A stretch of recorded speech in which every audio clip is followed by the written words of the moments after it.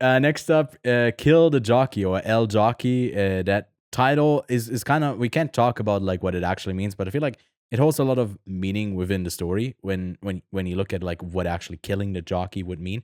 Yeah, yeah, yeah. But yeah, it's about the legendary jockey Remo Manfredini, who seemingly loses all of his fast depleting aura, as the young people say. He gives into his most self-destructive tendencies and somehow try to find themselves, I'd say. Here, I'm just keeping that open. And I think the plot gets a bit like it loses the plot, but I think it starts off fairly strong. He's like odd behavior and great comedic timing work quite well in the first third of the film, and then it just kind of crashes once we arrive at act two. We talked about this extensively already, Kev. I think we agree on this. Well, the funny thing is, we both were thinking, oh, this is kind of like a Korismaki movie. Yeah. Great! Obviously, it's a Spanish Korismaki.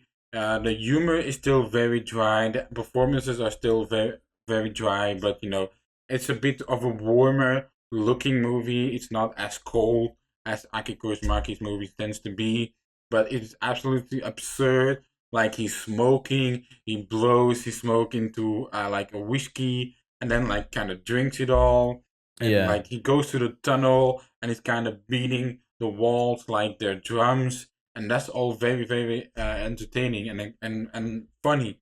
He kind of falls from his like second floor bedroom, and the moment the movie crashes is when the main character crashes, funnily enough. But yeah, obviously there is a ton of like mythology to the movie, like deeper levels of story, I guess, but we just couldn't really find any of them interesting or easy to follow, because the movie does like kind of go into, I guess, sort of transgender Yeah, I tried to skirt that line to not reveal that, but I don't know. It becomes a central part of the story, I guess. It's also you said Spanish. It is in Spanish, but I think it's set in Buenos Aires, so it's like an Argentinian film.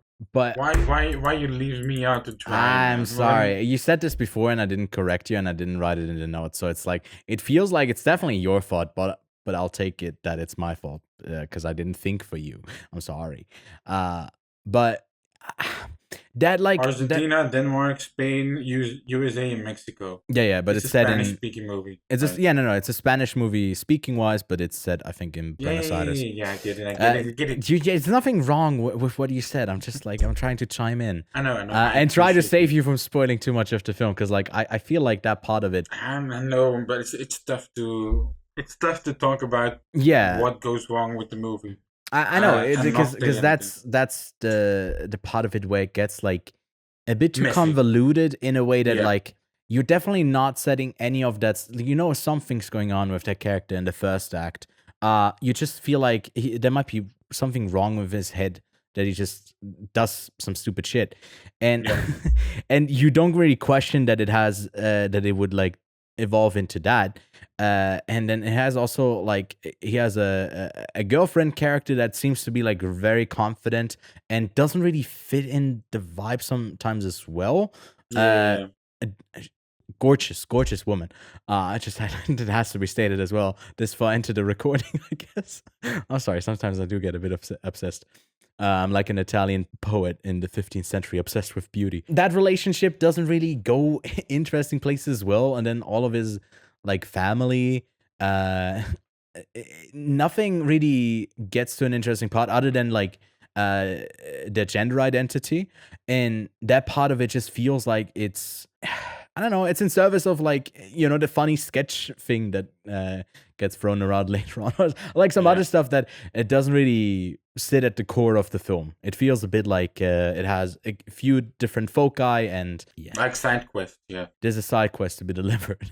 Ram the horse into the wall and get 50 coins. This is another one that's hard to recommend. It's going to be out in Argentina by the end of the month, so I'm interested to hear what I guess Argentine people think of the film because it's taking place in that country, and it might be a hit for them. I don't know.